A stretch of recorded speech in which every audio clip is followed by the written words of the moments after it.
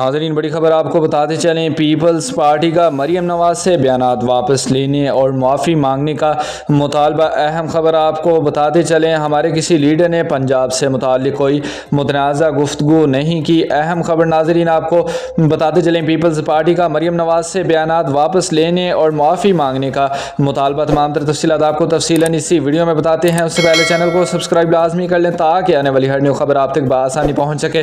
اہم خبر آپ کو بتاتے چلیں، ذرائع کے مطابق نائب وزیر اعظم اسحاق ڈار سے پیپلز پارٹی کے وفد نے ملاقات کی۔ پیپلز پارٹی کا موقف تھا کہ ہمارے کسی لیڈر کارکن نے پنجاب سے متعلق کوئی متنازع گفتگو نہیں کی۔ پی پی رہنماؤں نے کہا کہ ہمارے کسی کارکن پارٹی عہدیدار رہنما نے پنجاب پر تنقید یا سوشل میڈیا پر لکھا ہے تو ثبوت دیں، اگر ثبوت نہیں تو مریم نواز اپنے بیان واپس لیں اور ہم سے معافی مانگے۔ اس سے قبل وفاقی حکومت نے پیپلز پارٹی کی ناراضگی دور کرنے کا فیصلہ کیا۔